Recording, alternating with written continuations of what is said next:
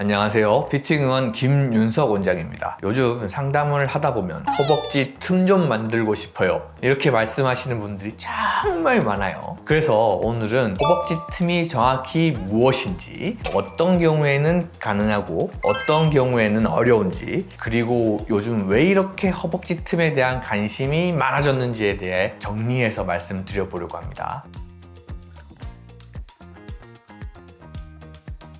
전문의의 입장에서 봤을 때 허벅지 틈이 어려운 이유는 크게 두 가지가 있습니다. 첫 번째는 구조적인 이유, 두 번째는 안전상의 이유입니다. 먼저 구조적인 이유입니다. 허벅지는 팔이나 복부와 달리 뼈 자체의 굵기와 골격 구조가 큰 영향을 미치는 부위입니다. 인체에서 하중을 제일 많이 받는 부위이기 때문에 그렇죠. 그래서 지방 흡입만으로 허벅지를 극단적으로 얇게 만드는 데에는 한계가 있습니다. 특히 허벅지는 골반에서부터 대퇴골이 내려오면서 붙는 위치와 각도에 따라서 다리 라인이 태생부터 결정되는 부분이 있어요. 예전에는 골반 안쪽에서 나란히 떨어지는 일자 다리가 예쁜 다리로 여겨졌어요. 요즘은 골반 바깥쪽에서 시작해서 안쪽으로 떨어지는 소위 말하는 허벅지 틈이 보이는 다리를 선호하는 경향이 큽니다. 하지만 이런 골반과 뼈의 위치는 의학적으로 바꿀 수 있는 부분이 아닙니다. 그래서 지방 흡입만으로 골반 구조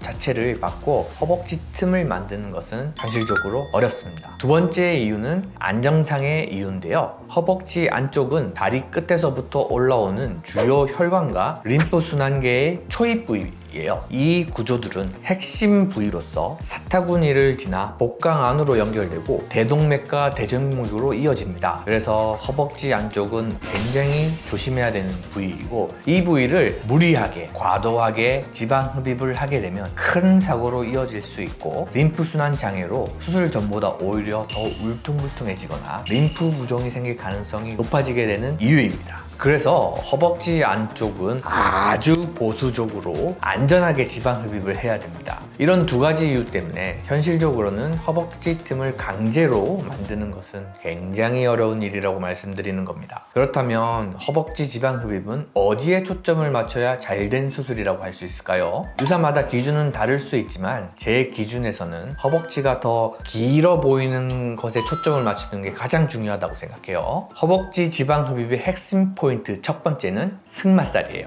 허리 골반 끝 라인에서부터 무릎까지 자연스럽게 이어지는 선을 만들려면 아래쪽으로 쳐져 있는 승마살을 최대한 정리해서 끌어올려주는 것이 중요합니다. 이렇게 해야 라인이 더 길어 보이고 무게중심이 승마에서 골반 라인으로 올라가서 가볍고 정돈된 실루엣이 만들어집니다. 두 번째 목표는 오늘 주제인 허벅지 안쪽 라인입니다. 허틈을 억지로 만들겠다는 생각보다는 치골 하부에서부터 무릎 안쪽까지 최대한 일자로만 떨어지는 라인을 만드는 것도 굉장히 힘들지만 이게 목표예요. 허벅지 틈을 만들겠다고 안쪽 지방을 과도하게 제거하게 되면 오히려 이 일자 라인을 방해하게 되는 결과가 허다하게 돼요. 그래서 목표는 허틈 라인보다는 일자 라인으로 잡아야 되는 거예요. 조금 어려운 이야기일 수 있는데요. 정리를 해보겠습니다. 허벅지 틈을 무조건 만들어야 한다는 목표로 지방 흡입을 하는 것은 바람직한 방향이 아니에요. 골격 조건이 맞는 분들은 지방 흡입 후 자연스럽게 허벅지 틈이 생기는 거예요. 억지로 허틈을 만들게 하다 보면 오히려 일자 다리를 가진 본연의 모습을 망치는 결과가 나올 수 있어요.